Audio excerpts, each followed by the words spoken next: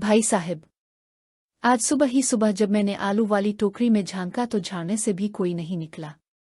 अब सब्जी वाले का इंतजार कौन करे? बच्चियां स्कूल से आती होंगी और आते ही भूख भूख का शोर मचा देंगी। अब बंदी करे तो क्या करे? नाजी ठीक ठाक महबूब बीवी थी। वो जानती थी वो कहने की क्या जरूरत है, भला कहते हैं ढंडोरा तो वो पीटें जो अंदर से खाली हों। सरमद बड़े गौर से सुन रहा था 5 साल पुरानी बीवी को। नाइट बल्ब की मध्यम सी रोशनी ने बताया कि वक्त ने नाजी का कुछ भी नहीं बिगाड़ा था। वजन जरा सा बड़ा जरूर है मगर बाकी वो वैसी की वैसी थी। जिंदगी में पहली बार पहली ही बंदी नाजिया एहसान पर मरमिटने वाला सरमद आज भी इसका गिरवीदा था। चारों शाने चित। ये मोहब्बत होती ही ऐसी है, कभी करके तो देखो तुम्हारे नाम से जिसको निस्बत ना होगी वो अफसाना होगा, हकीकत ना होगी। तो फिर बंदी ने किया आखिर जो आलू गोश्त बनाने में कामयाबी हासिल हुई। करना क्या था? मैं कई सीधी आजा के घर भाई 2-4 आलू ही दे दो। कहने लगी नाजी आपी परसों खत्म हुए हैं, अंडे पड़े हैं फरीज में वो बन उल्लू। तुम्हें तो पता ही है सरमद अंडे मुझे कितने बुरे लगते हैं। बीपी फौरन हाई हो जाता है। खाने के बाद वाला अजाब कौन झीले? फिर मैंने देखा फाइज भाई साहब बाजार से होकर आ रहे थे। बहुत सारे नीले पीले शाहिर उठा रखे थे। बेचारे बैठने के बजाय फौरी बाजार गए और आलू लाकर दिए। फिर बनाया मैंने मज़ेदार गर्मा गर्म आलू चिकन का सालन। क्यों अच्छा बना है ना? आखिर में इसकी मुस्कराती आंखें गोल गोल घूमे। बहुत अच्छा लगा मुझे। बनाया किसने है? वो फीकी सी हंस दिया था। नाजी के वहां जाने का सुनकर इस फाइज भाई साहब का नाम तो फायजा बहन जी होना चाहिए था। लनती कहीं का, हर जगह दस्तयाब। पता नहीं ये निकल कहाँ से आता है। एक बार फिर दिल ही दिल में नाजी के बहनोई को कोसते हुए वो खामोश हो गया था। फाइज नाजी का इकलौता बहनोई था और आज़ा छूटी एक अकेली बहन। बहन से मोहब्बत की हद तक तो सब ठीक था। चुल्लू बहन है वो भी छूटी मगर नाजी की अकीदत फाइज भाई साहब से भी कुछ कम नहीं थी। फाइज भाई अंदर आए ना बैठ जाए। आपके लिए चाय लाऊं? भी बच्चों रिमोट फाइज अंकल को दे दो। अंकल को तंग बिल्कुल ना करो। बुरी बात रमशा बंद करो। ये चीख पुकार अंकल क्या सोचेंगे यही ना कि रमशा और आमना गंदी बच्चियां हैं। ये वही रिमोट था जो अक्सर नाजी उसके हाथ से छीन कर बच्चों को थमा दिया करती थी। बच्चियां हैं ये 4 दिन हैं खेलने कूदने के और अब हैं कि इस मनहूस रिमोट की खातिर बच्चों की तरह मुंह फैलाकर बैठे हैं। खबरों के लिए अखबार है ना आमना चंदा। फौरन पापा को अखबार इकट्ठा करके दो। अखबार के औराक कुछ बेड के नीचे और रंगीन सुफ़ा पर मोहतरमा नाजी साहिबा तशरीफ फरमा होती। ओ सॉरी सरमद, ये बच्चियां भी ना होश भला देती हैं। अभी अच्छा भला बैठ के पढ़ रही थी और अब ऊपर चढ़कर बैठी हो। ये लें ठीक कर दिया है, अब नाराज तो ना हो। आखिर में मुंह फैला कर नाराज ना होने की फरमाइश भी हुई। ऐनक रखी कहाँ थी ये भी जरा याद कर ले। ओहो ये ले इधर ही थी। अब चली मैं चाय लेकर आती हूँ। सरमद फितरतन मोहब्बत करने वाला इंसान था और नाजी के लिए तो यूं भी उसके दिल में जगह ही जगह थी। वो अक्सर एलईडी से दूर ही रहता मगर ये फाइज इसकी दफा तो इसे खूब गुस्सा आता था। ये नाजी को बच्चियों के 4 दिन क्यों भूल जाते हैं। इसकी दफा बात तो वो भी फाइज से कर लेता था मगर अंदर ही अंदर कुड़ता रहता था। नाजी कहती थी इसे जलन कहते हैं सरमद, अब जला ना कर। क्या मैं जलता हूँ? इस बदबख्ती का आगाज हुए कुछ ही महीने हुए थे। सरमद की शादी बड़ी मुश्किल से हुई थी नाजी से। 100 किस्म के बड़े और मुख्तलिफ किस्म के छोटों की मुखालफत के बावजूद इसने जो सोचा था कर दिखाया था। इसमें नाजी का अमल दखल न होने के बराबर था। वो तो रिश्तादार समझ के मुस्कुराई थी और वो उम्मी से बात कर बैठा। बस यहीं से मुश्किलात का आगाज हुआ था। शादी के बाद भी उम्मी और बाजियों का मुंह बहुत अरसे तक सूजा रहा था। जब सूजन उतरी तो एक तूफान बदतमीजी का आगाज हुआ था।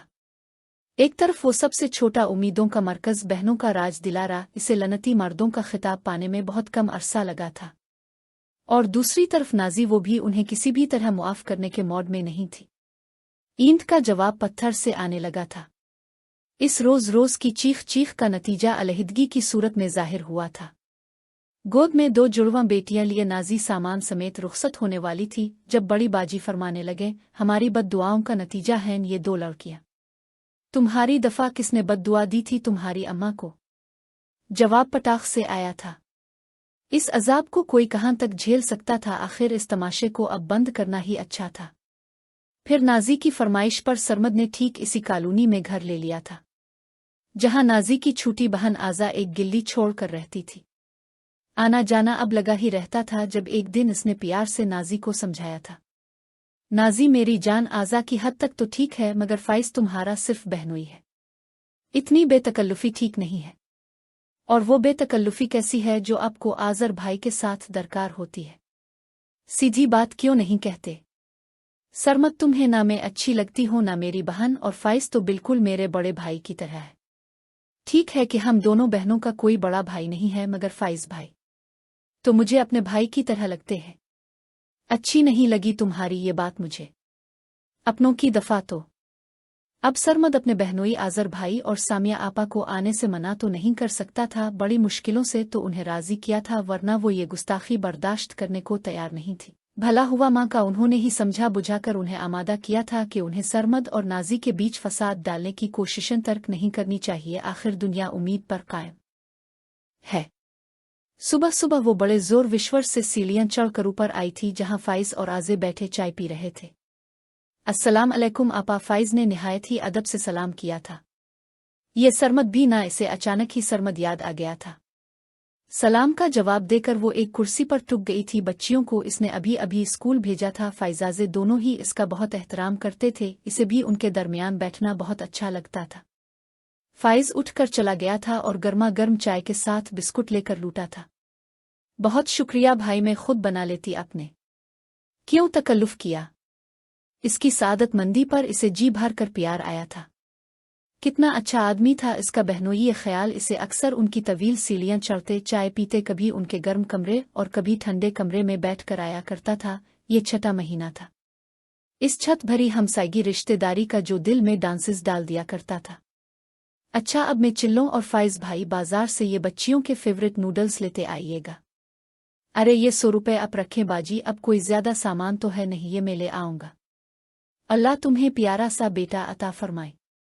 पैसे वापस पकड़ते हुए नाजी ने खुशी से दुआ दी थी। ये जब अपनों जैसा सलूक करें तो कितनी खुशी होती है, ऐसी ही नाजी को भी हुई थी। हाँ बस अब दे दे अल्लाह। पिछले महीने भी लेडी डॉक्टर चेंज की थी, उन गोलियों टीकों से कोई फायदा नहीं हो रहा, अब कोई मशवरा? फाइज ने अपने दिल की बातें कहना शुरू कर दी थीं और उसने जल्दी से निकलने में ही आफियत जानी थी।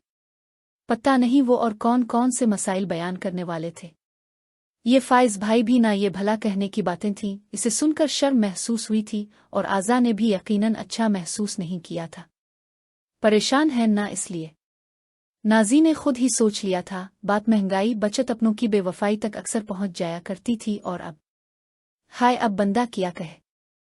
आज नाजी ने घर की सफाई बहुत दिल लगाकर की थी, सारे पौधों की कांट छांट और फिर बाद में सामान की लिस्ट बनाई थी। सरमद 1 हफ्ते के लिए शहर से बाहर गए हुए थे। इसके पास बहुत सारे पैसे मौजूद थे और उस पे कोई चेक एंड बैलेंस भी नहीं था। इसी वजह से वो अच्छे खासे पैसे बचा भी लेती थी। सामान की मुख्तसरसी लिस्ट लेकर वो घर से निकली ही थी कि फाइज भाई साहिब मिल गए। बाजार जा रहा हूं या पी, आप भी आ जाएं। उनकी बाइक को गनीमत जानते हुए नाजी उनके पीछे जा बैठी थी। रास्ते की उनकी सारी गुफ्तगू का लबलुबाब यही था कि महंगाई बहुत हो गई है, उफ कितना बोलते हैं इन्हें। नाजी सुन सुनकर थक चुकी थी, मगर वो बोल नहीं थके। इसने पालक आलू चना चाट और बहुत सा दूसरा सामान खरीदा। फाइज भाई ने आराम से इसका इंतजार किया था और वो दोनों सीधे उनके घर ही चले थे। चाय पीने के बाद जब वो भारी शापर अटेस ट्रेन उतर रही थी, एक बेतकल्लुफ हाथ उसके कंधे पे आ ठहरा था। वो समझी आज़ा है, थक जाएंगी, मैं उठा लेता हूं। उनका हाथ यकीनन कहीं आगे का भी सफर करने वाला था कि वो फौरन पीछे हुई थी। शुक्र था एक बड़ी चादर इसने ले रखी थी। ये सारा सामान मैं खुद ले जाऊंगी, पीछे हटी आप। इसका लहजा अलिफ यकदम बहुत सख्त हो चला था। मैं तो पता नहीं वो क्या उम्मीद कर रहे थे, फिर एकदम से पीछे हटे थे। कसूर उसकी बहनोई का हरगिज नहीं था, उसका था जिसने अपनी हुदूद का खुद ख्याल नहीं रखा, तो वो क्यों रखने लगे। सुनो तुम, वो अपने भाई साहिब की तरफ नहीं गईं। हर वक्त अच्छा तो नहीं लगता ना, आप ही तो कहते हैं। अरे इतनी समझदारी। अब वो इतनी तो समझदारी थी ही कि इस मनहूस भाई साहिब की हरकत के बारे सरमद को ना बताती, बल्कि खुद ही मोहतात हो जाती।